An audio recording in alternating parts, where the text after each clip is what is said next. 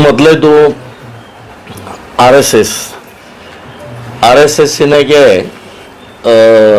ಸರ್ವೋಚ್ಚ ನಾಯಕರಾದಂಥ ಮಾನನೀಯ ಮೋಹನ್ ಜಿ ಭಾಗವತ್ ಅವರಿಗೆ ನಮ್ಮ ಕರ್ನಾಟಕದ ಗೃಹ ಮಂತ್ರಿಯವರು ಒಂದು ಪತ್ರ ಬರೆದಿದ್ದಾರೆ.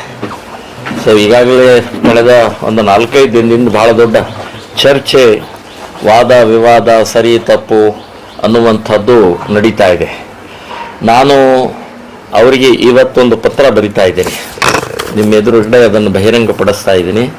ಸೊ ಅವರಿಗೆ ಪತ್ರ ಕಳಿಸ್ತಾ ಇದ್ದೀನಿ. ನಾನೊಬ್ಬ ರಾಷ್ಟ್ರೀಯ ಸ್ವಯಂ ಸೇವಕ ಸಂಘದ ಸ್ವಯಂ ಸೇವಕನಾಗಿ ನಂದು ಒಂದು ಕರ್ತವ್ಯ ಇದೆ. ಅವರ ಏನು ಒಂದು ಅನಿಸಿಕೆ ಇದೆ ಅದಕ್ಕೆ ಉತ್ತರ ಕೊಡುವಂಥದ್ದು ನನ್ನ ಕರ್ತವ್ಯದ ಹಿನ್ನೆಲೆಯಲ್ಲಿ ನಾನು ಈ ಪತ್ರವನ್ನು ಬಹಿರಂಗಗೊಳಿಸಿ ಇವತ್ತೇ ಅವರಿಗೆ ರಿಜಿಸ್ಟರ್ ಪೋಸ್ಟ್ ಮಾಡ್ತಾ ಇದ್ದೀನಿ. ನಿಮಗೂ ಎಲ್ಲರಿಗೂ ಇದರ ಸಂಬಂಧಪಟ್ಟಾಗೆ ನಾನು ತಿಳಿಸ್ತೀನಿ. ಒಂದು ಸನ್ಮಾನ್ಯ ಗೃಹ ಮಂತ್ರಿಗಳಿಗೆ ನಾನು ಕೇಳೋದು, ಆರ್ ಎಸ್ ಎಸ್ ಅನ್ನುವಂಥದ್ದು ಕರ್ನಾಟಕದ ಸೀಮಿತ ಸಂಘಟನೆ ಅಲ್ಲ. ಇದೊಂದು ರಾಷ್ಟ್ರೀಯ ಮಟ್ಟದ, ಅಂತಾರಾಷ್ಟ್ರೀಯ ಮಟ್ಟದ ಸಂಘಟನೆ ಇದು. ಸೊ ಅಂತಾರಾಷ್ಟ್ರೀಯ ಮಟ್ಟದಲ್ಲೂ ಸುಮಾರು 150 ದೇಶಗಳಲ್ಲಿ ಕೆಲಸ ಮಾಡ್ತಾ ಇದೆ ಆರ್ ಎಸ್ ಎಸ್. ಇಡೀ ನಮ್ಮ ದೇಶದಲ್ಲಿ ಎಲ್ಲ ರಾಜ್ಯಗಳಲ್ಲಿ ಇವತ್ತು ಆರ್ ಎಸ್ ಎಸ್ ಕಾರ್ಯನಿರ್ವಹಿಸ್ತಾ ಇದೆ. ಸೊ ನೀವು ಖರ್ಗೆ ಅವರು, ಪ್ರಿಯಾಂಕಾ ಖರ್ಗೆ ಅವರೇ, ನೀವು ಗೃಹ ಮಂತ್ರಿಗಳು, ನಿಮಗೆ ಇದರ ಕಲ್ಪನೆ ಇರಬೇಕು. ನಾನು ಯಾರಿಗೆ ಪತ್ರ ಬರ್ತೇನೆ, ಯಾರಿಗೆ ನೋಂದಣಿ ಆಗಬೇಕು, ರಿಜಿಸ್ಟರ್ ಆಗಬೇಕು ಅಂತ ಹೇಳ್ತಾ ಇದ್ದೀನಿ ಅಂತ ಅನ್ನುವಂಥದ್ದು ಇದನ್ನು ಕೇಳಬೇಕಾಗಿದ್ದು ಕೇಂದ್ರ ಸರ್ಕಾರ ಕೇಳಬೇಕು. ನಿಮ್ದೊಂದು ಯಾಕಾಗಿಲ್ಲ ಅಂತನ್ನುವಂಥ, ಅಥವಾ ಕೇಂದ್ರ ಸರ್ಕಾರ ಸ್ಪಷ್ಟೀಕರಣ ಕೇಳಬೇಕು. ನೀವ್ಯಾರ್ರಿ?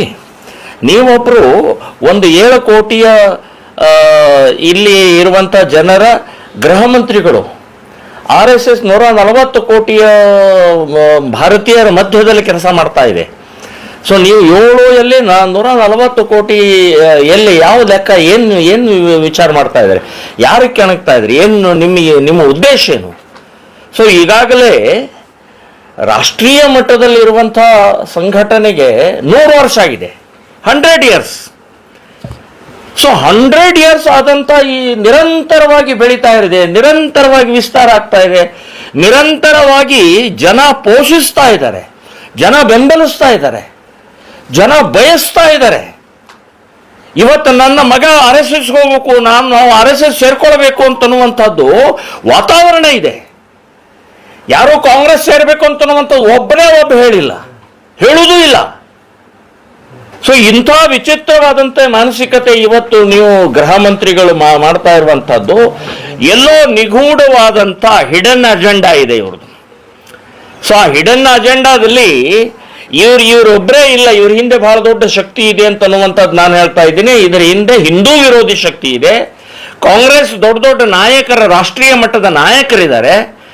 ಆದರೆ ಒಂದು ನಾನು ಸನ್ಮಾನ್ಯ ಗೃಹ ಮಂತ್ರಿಗೆ ಕೇಳ್ತಾ ಇದ್ದೀನಿ, ನೀವು ನಾನು ಅಧಿಕೃತವಾದಂಥ ಸರ್ಕಾರದ ಪತ್ರ ಕಳಿಸಿದ್ದೀನಿ ಅಂತನ್ನುವಂಥದ್ದು ನೀವು ಹೇಳಿದಿರಿ.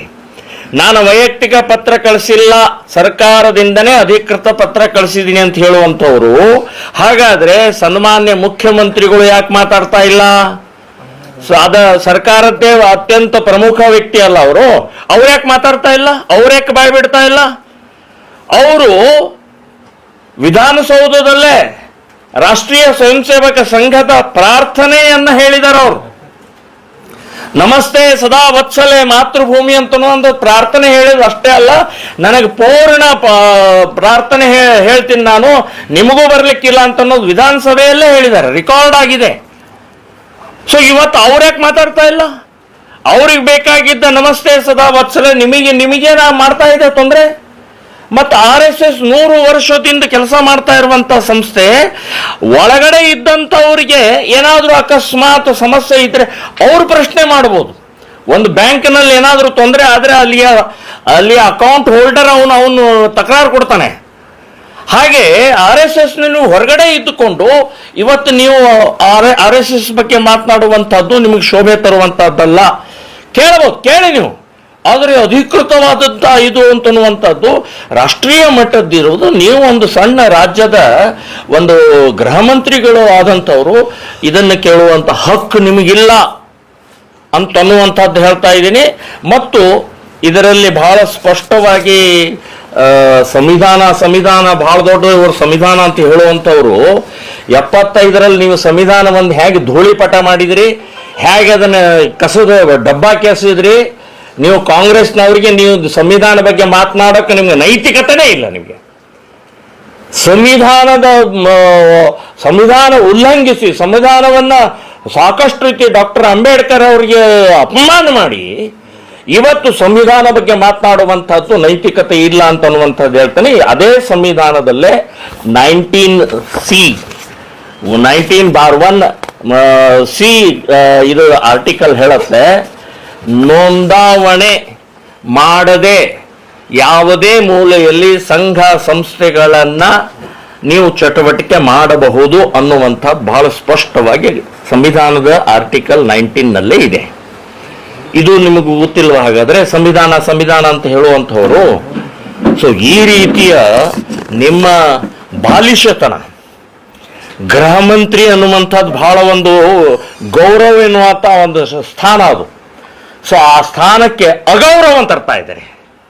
ನೀವು ಆ ಸ್ಥಾನಕ್ಕೆ ಕೂತು ಒಂದು 2-3 ದಿನದಲ್ಲೇ RSS ಮೇಲೆ ಮುಗಿಬಿದ್ದಿದ್ದೀರಿ. 108 ನಮ್ಮ ಕರ್ನಾಟಕದಲ್ಲಿ ಸಮಸ್ಯೆಗಳಿದ್ದಾವೆ. ಡ್ರಗ್ ಮಾಫಿಯಾ ಕೆಲಸ ಮಾಡ್ತಾ ಇದೆ, ಬೆಟ್ಟಿಂಗ್ ಮಾಫಿಯಾ ಕೆಲಸ ಮಾಡ್ತಾ ಇದೆ, ಬಾಂಗ್ಲಾದೇಶ ನುಸುಳುಕೋರ್ದು ಕೆಲಸ ಇದೆ. ಹೀಗ ಭ್ರಷ್ಟಾಚಾರ ಇವತ್ತು ನಿಮ್ಮ ಇಲಾಖೆಯಲ್ಲೇ, ಗೃಹ ಮಂತ್ರಿ ನಿಮ್ಮ ಇಲಾಖೆ, ಪ್ರಮುಖವಾದಂಥ ಇಲಾಖೆ ಪೊಲೀಸ್ ಇಲಾಖೆಯಲ್ಲಿ ಭ್ರಷ್ಟಾಚಾರದ ದೊಡ್ಡ ಕೂಪ ಇದೆ ಅಲ್ಲಿ. ಸೊ ಅದು ಇಂಥದಕ್ಕೆಲ್ಲ ನೀವು ಯೋಚನೆ ಮಾಡೋದು ಬಿಟ್ಟು ರೈತರು ದಿನನಿತ್ಯ ಆತ್ಮಹತ್ಯೆ ಮಾಡ್ಕೊಳ್ಳುವಂಥ ಪರಿಸ್ಥಿತಿ ನಿರ್ಮಾಣ ಮಾಡ್ತಾ ಇದ್ದೀರಿ. ವಿದ್ಯಾರ್ಥಿಗಳಿಗೆ ಯಾವುದೇ ರೀತಿಯ ಸವಲತ್ತು ಇಲ್ಲದಂಥ ಪರಿಸ್ಥಿತಿ ನಿರ್ಮಾಣ ಆಗಿದೆ.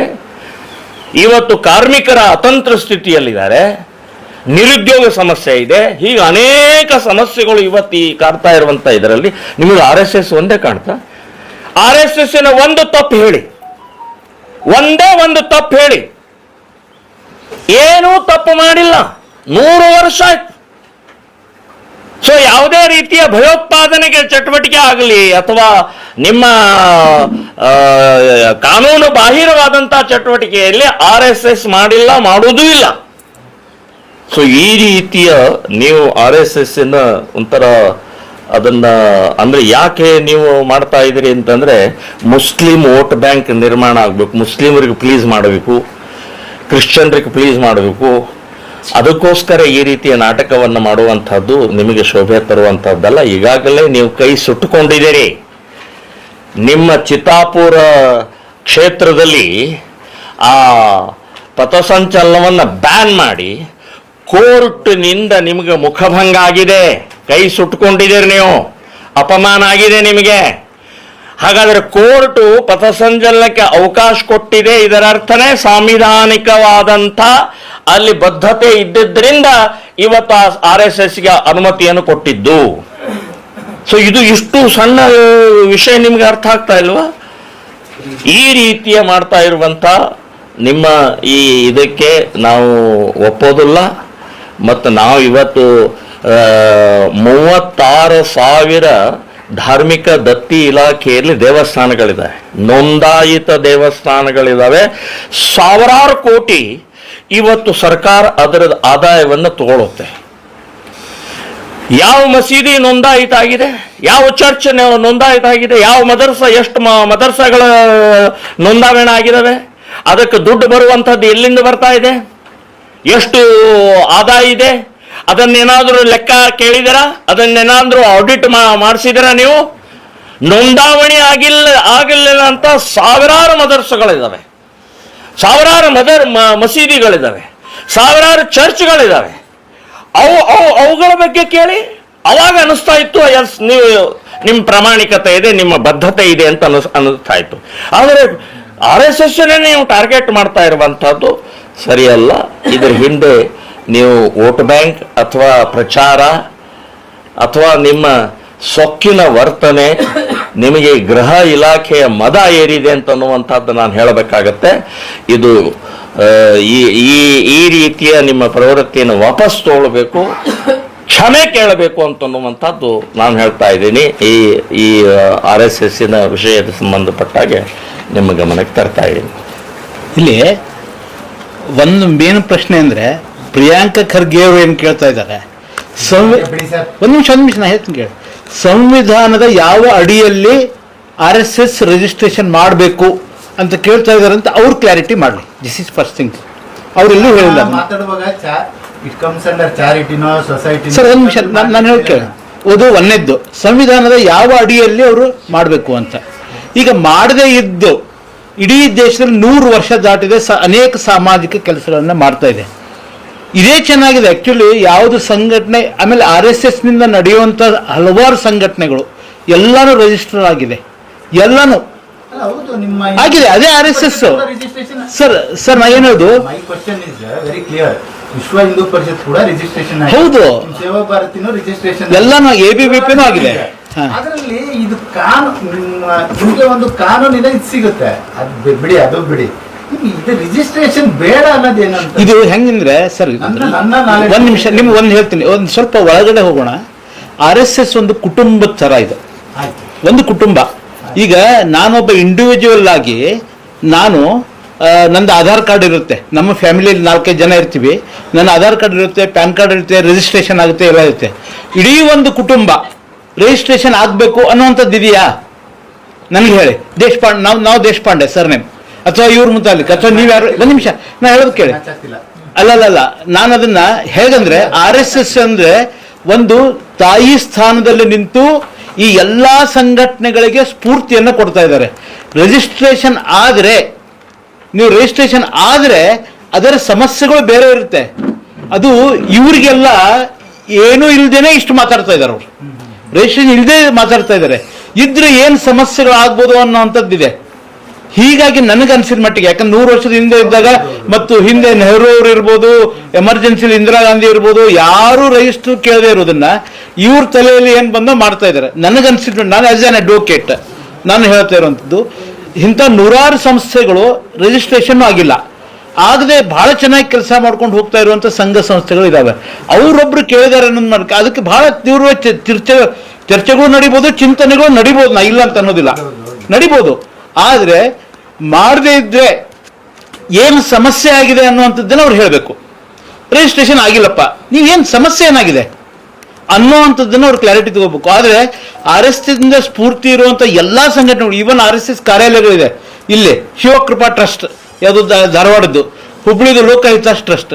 ಅಂದರೆ RSS ಕಾರ್ಯಾಲಯ ಎಲ್ಲ ರಿಜಿಸ್ಟ್ರೇಷನ್, ಅದರ ಲೆಕ್ಕ, ಅಕೌಂಟ್ಸು ಎಲ್ಲ ಇದೆ. ಟ್ರಸ್ಟು, ಸೊಸೈಟಿ ಎಲ್ಲ ಇದಾವೆ. ಬ್ಯಾಂಕ್ ಇದೆ, ಧಾರವಾಡ ಅರ್ಬನ್ ಕೋಆಪರೇಟಿವ್ ಬ್ಯಾಂಕ್, ಸಂಘದ, ಆಮೇಲೆ BJP ಒಂದು ರಾಜಕೀಯ ಪಾರ್ಟಿ, ಎಲ್ಲ ಇರೋರು RSS ದವರು ಮ್ಯಾಕ್ಸಿಮಮ್ ಅದರಲ್ಲಿ. ಅಂದ್ರೆ ನೀವೊಂದು ರಿಜಿಸ್ಟ್ರೇಷನ್ ಅಂತಂದ್ರೆ ಅದಕ್ಕೆ ಒಂದು ಸ್ಮಾಲ್ ಇದು ಬರುತ್ತೆ. ಅದು ಇಲ್ದೇನೆ ಇಡೀ ಜಗತ್ತಿನಲ್ಲಿ ದೊಡ್ಡ ಸಂಸ್ಥೆಯಾಗಿ ಬೆಳೆಯೋದು ಬಹಳ ಕಷ್ಟ ಇತ್ತು, ನನ್ನ ಅನ್ಸಿದ ಮಟ್ಟಿಗೆ. ಅದು ನನ್ನ ವಿಶ್ಲೇಷಣೆ, ಅದು ನನ್ನ ವಿಶ್ಲೇಷಣೆ. ಕ್ಲಾರಿಟಿ ಸಿಗ್ತಲ್ಲ, ಅದೇ ಇರ್ಬೋದು. ಹಿಂಜರಿಕೆ ಇಲ್ಲ, ಅದು ಅವಶ್ಯಕತೆ ಏನಿದೆ ಅಂತ ಅನ್ನೋ ಪ್ರಶ್ನೆ ಅಷ್ಟೇ. ಹಿಂಜರಿಕೆ, ಇಷ್ಟೆಲ್ಲ ಬ್ಯಾನ್ ಸಹಿಸಿ ಎಲ್ಲ ಮಾಡೋದವ್ರಿಗೆ ಹಿಂಜರಿಕೆ ತಗೊಂಡು ಏನ್ ಮಾಡೋದು? ಅವಶ್ಯಕತೆ ಏನಿದೆ? ಪ್ರಿಯಾಂಕಾ ಖರ್ಗೆ ಹೇಳಿದ ತಕ್ಷಣ ನಾವು ಮಾಡ್ಬೇಕಾ? ಅದೇ ಅಷ್ಟೇ. ಆಮೇಲೆ ಇನ್ನೂ ಒಂದಾಗುತ್ತೆ ಸರ್, ಇಲ್ಲಿವರೆಗೂ ಅದನ್ನ ಯಾಕೆ ಕೇಳಿಲ್ಲ, ಅದು ನಮ್ಗೆ ಕ್ಲಿಯರ್ ಮಾಡ್ಬಿಟ್ರಿ. ಯಾಕೆ ಕೇಳಿಲ್ಲಪ್ಪ ಇಲ್ಲಿವರೆಗೂ ಅದನ್ನ? 100 ವರ್ಷದಲ್ಲಿ ಯಾಕೆ ಕೇಳಿಲ್ಲ? ಅದು ಒಂದಿದೆ ಅಲ್ಲ ಪ್ರಶ್ನೆ. ನೆಹರು ಕೇಳಿಲ್ಲ, ಇಂದಿರಾ ಗಾಂಧಿ ಕೇಳಿಲ್ಲ, ಯಾವ ಕಾಂಗ್ರೆಸ್ ಅದಕ್ಕೆ ಪ್ರೈಮ್ ಮಿನಿಸ್ಟರ್ ಕೇಳಿಲ್ಲ, ಇವ್ರೇ ಕೇಳ್ತಾ ಇದಾರೆ. ಅದನ್ನ ಉತ್ತರ ಕೊಡ್ಲಿ. ಡೆಮೋಕ್ರಸಿ ಸರ್, ಡೆಮೋಕ್ರಸಿನಲ್ಲಿ ನೀವು ಲಾಯರ್ ಇದ್ದೀರಾ, ತುಂಬಾ ಚೆನ್ನಾಗಿ ಗೊತ್ತಿದೆ. ಮತ್ತು ಇದು ವಾದದ ವೇದಿಕೆನೂ ಅಲ್ಲ ಇಲ್ಲ. ನನ್ನೊಬ್ಬ ಜನರಲ್ ಇದಾಗಿ ನಾನು ನಿಮ್ಮನ್ನ ಕೇಳಿದೆ ಅಷ್ಟೇನೆ. ನಾನೊಬ್ಬ ಇದಾಗಿ ಈ ದೇಶದ ಸಿಟಿಸನ್ ಆಗಿ ನಿಮ್ಮ ವಾದ ವಿಶ್ಲೇಷಣೆ ನನಗೆ ಕ್ಲಾರಿಟಿ ಇದು ಬರಲಿಲ್ಲ, ಒಂದು ಸ್ಪಷ್ಟವಾದಂತಹ. ಸರ್, ಇನ್ನೊಂದು ಸಣ್ಣ ಎಕ್ಸಾಂಪಲ್ ನಿಮ್ ಪ್ರಯತ್ನ ಮಾಡ್ತೀವಿ. ಒಂದು ದೇವಸ್ಥಾನ ಒಂದು ಟ್ರಸ್ಟ್ ಅಂತ ಮಾಡ್ತಾರೆ. ಒಂದು ನಿಮಿಷ, ಅದ್ರ ಒಳಗಿನ ದೇವರದಲ್ಲ ಮೂರ್ತಿ, ಅದೇನಾದ್ರೂ ರಿಜಿಸ್ಟರ್ ಆಗಿದೆಯಾ? ಈಗ ಸುಮ್ಮನೆ ನಾನು ಪ್ರಶ್ನೆ ಕೇಳಿದೆ. ಈಗ ಪ್ರಮೋದ್ ಜಿ ಅವ್ರು ಏನ್ ಹೇಳಿದ್ರು ಅಂದ್ರೆ ಹಾ. ಅದಿಷ್ಟು ದೇವಾಲಯಗಳು ಇಷ್ಟಿದ್ರು ವ್ಯಾಪ್ತಿಗೆ ಬರುತ್ತೆ ಅಂತ. ದೇವಸ್ಥಾನಗಳಾಗಿದೆ. ನನ್ನ ಸುಮ್ನೆ ಕೇಳಿದ್ದು ಸುಮ್ಮನೆ ನಿಮ್ಮನ್ನ ಸರಿ ಇದೆ ಕೇಳಿ ಚರ್ಚೆ ಆಗ್ಲಿ. ಏನ್ ಸಿಸ್ಟಮ್ಯಾಟಿಕ್ ಆರ್ಡರ್ ಬರುತ್ತೆ ಗೊತ್ತಾ, ನೀವು ಏನನ್ನು ಅಲ್ಲಾಡ್ಸಕ್ ಆಗಲ್ಲ. ಕರೆಕ್ಟ್ ಆಗಿ ಇದನ್ನೇ ಮಾಡ್ಬೇಕು, ಈ ತರನೇ ಇರಬೇಕು ಅನ್ನೋದು ಒಂದು ರೂಪರೇಷೆ ಇರುತ್ತೆ. ಯಾಕೆ ಅಂತಂದ್ರೆ ಒಂದು ಇಲಾಖೆ ವ್ಯಾಪ್ತಿಗೆ ಬರುತ್ತೆ ಅಲ್ವಾ. ಈಗ ತಪ್ಪೇನಿದೆ, RSS ಒಂದು ಸಂಘಟನೆ, ಈ ದೇಶದ ಸಂಘಟನೆ, ತಪ್ಪೇನಿದೆ? ಅದು ಎಲ್ಲ ಸಂಘಟನೆಗಳಂತೆ ಇರುತ್ತೆ. ಅವ್ರು ಕೇಳ್ತಾರೆ ನಿಮ್ಮನ್ನ ಕೆಳಕಕ್ಕೆ, ನಿಮ್ಮನ್ನ ಇದ್ ಮಾಡೋಕೆ, ನಮ್ಮನ್ನ ಇದ್ ಮಾಡ್ತಾರೆ ಅಂತಲ್ಲ. ನೀವ್ ಹೇಳಿದ್ರೆ ವಿಶ್ವ ಹಿಂದೂ ಪರಿಷತ್ ಅಂತ ಒಂದು ಸಂಘಟನೆ ರಿಜಿಸ್ಟ್ರೇಷನ್ ಇದೆ. ಸೇವಾ ಭಾರತಿ RSS ನಡಿಯಲ್ಲೇ ಬರುವಂತ ಸೇವಾ ಭಾರತಿ ಸಂಘಟನೆಗೆ ಇದು ರಿಜಿಸ್ಟ್ರೇಷನ್ ಇದೆ. RSS ಯಾಕಿಲ್ಲ ಅಂತಂದ್ರೆ ನೀವು ಕೊಡ್ತಿರೋ ಆನ್ಸರ್ ಇದೆಯಲ್ಲ, ಅದು ಕ್ಲಿಯರ್ ಬರ್ತಾ ಇಲ್ಲ. ನನಗೆ ಇದಿದೆ, ಯಾವ್ದು ಆಧಾರ್ ಕಾರ್ಡ್ ಇದೆ, ನನ್ನ ಮಗನಿಗಿದೆ, ನನ್ನ ಕುಟುಂಬ ಅಂತಿದೆ. ನೀವು ಅದನ್ನ ಕೊಡಕ್ ಹೋದ್ರಿ ಅದಂಗ್ ಬರಲ್ಲ. ಕುಟುಂಬ ಅಂತಂದ್ರೆ ಕುಟುಂಬನೇ, ಕುಟುಂಬ ಇಸ್ ಸಪ್ರೇಟ್. ಸರ್ ಅದೇ RSS ಅಂತ ಹೇಳ್ತಾ ಇದ್ದೀನಿ ನಾನು ನಿಮ್ಗೆ. ರಿಜಿಸ್ಟ್ರೇಷನ್ ಆದ್ರೆ ತಪ್ಪು ಸರ್, ನಾ ಅದೇ RSS ಅಂತ ಹೇಳ್ತಾ ಇದ್ದೀನಿ ನಿಮ್ಗೆ. ಮತ್ತೆ ಇನ್ನೊಂದು ಕ್ಲಾರಿಫಿಕೇಶನ್ ಕೊಟ್ಟೆ ನಿಮಗೆ. ತಂದೆಗೆ ಏನಾದ್ರೂ ಬರ್ತ್ ಸರ್ಟಿಫಿಕೇಟ್ ಇಲ್ಲ ಅಂತ ಹೇಳ್ತಿದ್, ಮಗನಿಗೆ ಮಾತ್ರ ಇರ್ಬೇಕು ಅನ್ನುವಂತ. ತಂದೆಗಲ್ಲ, ಫ್ಯಾಮಿಲಿ ನಾ ಹೇಳೋದು. ಫ್ಯಾಮಿಲಿ ಬೇರೆ, ಇಂಡಿವಿಜುವಲ್ಸ್ ಬೇರೆ. ಶ್ರೀರಾಮ್ ಸಂಘ ಸಂಘಟನೆ ಹೌದು. ನೋಂದಣಿ ಆಗಿದೆ ಇಲ್ವಾ ಸರ್? ಇದು ಆಗಿದೆ. ಮತ್ತ ನಿಮಗೆ ವಿನಾಯಿತಿ RSS ವಿನಾಯಿತಿ ನಿಮ್ಗೆ ಯಾಕಿಲ್ಲ ಹಂಗಾರ? ಇಲ್ಲ, ಅವ್ರು ಮಾಡಿಸ್ಕೊಂಡ್ರು, ಅವ್ರಾಗೆ ಇಂಟ್ರೆಸ್ಟ್ ತಗೊಂಡ್ ಮಾಡ್ಸ್ಯಾರ. ಯಾಕಿಲ್ಲ? ಕಾನೂನು ಎಲ್ಲರಿಗೂ ಒಂದೇ ನೀವೇ ತಾನೇ ಹೇಳೋದು, ಸಂವಿಧಾನ ಒಂದೇ ಅಂತ ನೀವೇ ನೋಂದಣಿ ಅಂಕಿ ಏನ್ ಸಮಸ್ಯೆ? ರಾಜಕೀಯದ ಹೊರತಾಗಿ ನಾವು ಕೇಳಿದ್ದಷ್ಟೇ. ಸರ್, ನೀವು ಹೇಳೋದು ಸರಿ ಇದೆ. ನಂದು ಇನ್ನೊಂದು, ದೇವರ ರಿಜಿಸ್ಟ್ರೇಷನ್ ಆಗಿಲ್ಲ, ದೇವಸ್ಥಾನದ ರಿಜಿಸ್ಟ್ರೇಷನ್ ಆಗಿದೆ. ನೀವು ಅಂದ್ರೆ ಅವರು RSS ಅನ್ನ ಸರಿಯಾಗಿ ಅರ್ಥ ಮಾಡ್ಕೊಳ್ಳಾರ್ದೇನೆ ಆ ಪ್ರಶ್ನೆಯನ್ನ ಕೇಳಿದ್ದಾರೆ. ಅವ್ರು ಒಂದ್ಸಲ RSS ಬರಲಿ, ಒಳಗಡೆ ಶಾಖೆ ಇತ್ಯಾದಿ ನೋಡ್ಲಿ, RSS ಯಾಕೆ ರಿಜಿಸ್ಟ್ರೇಷನ್ ಆಗಿಲ್ಲ ಅಂತ ಅವ್ರಿಗೆ ಅರ್ಥ ಆಗುತ್ತೆ ಅನ್ನೋದು ನಾ ಹೇಳ್ತಾ ಇದ್ದೀನಿ.